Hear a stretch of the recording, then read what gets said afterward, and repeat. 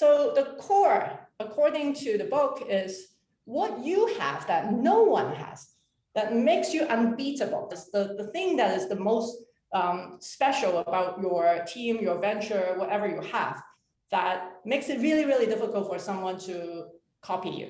So what do you think is the core of Instagram? Is it being like very social? Like you have all your friends already there? Yes, it's very social. What about it that makes it possible for you to be very social? Your friends are on it because why? There's a lot of people on it, and it's like basically network effects. So the core of a lot of these social networks is really network effects based on the install base, right? So you can't really get any social activity going if you're like a new network. So they've kind of build it up over time. So there's like massive numbers of subscribers on it. And that's the core of social media companies. Now, Zappos. Is everybody familiar with Zappos? Zappos, is anybody unfamiliar with Zappos? Isn't it the shoe store? That is the shoe store, except they sell everything in the kitchen sink now, and also shoes. Yeah. So does anybody not know what is Zappos other than the shoe? Okay. So does anybody know what is special about Zappos?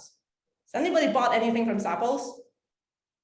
Okay. When it gets to team and culture, perhaps this will come up. Zappos is known for its customer obsession.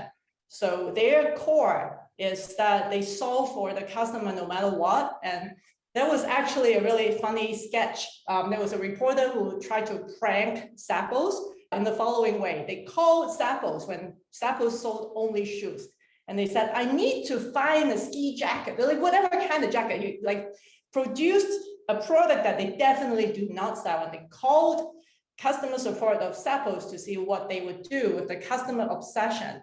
So what happened was the customer rep went online and kind of did a personal shopping exercise and found him a jacket to buy, even though Zappos had nothing to gain from that transaction, except for now they've got great PR. I don't know if the whole thing is staged or not, but it is a really good story.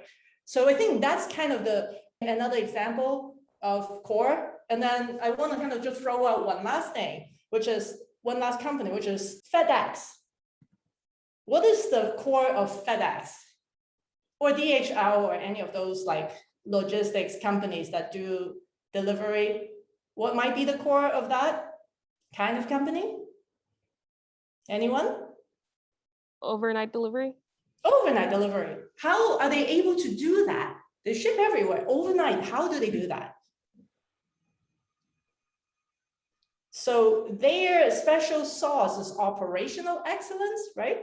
So again, so different kinds of companies would have different things that are really, really special, only they can do and they can do better. And FedEx has figured out how to get things from place to place. They've got the systems, they've got the tracking, and the error rate is really low, lower than the USPS by quite a bit.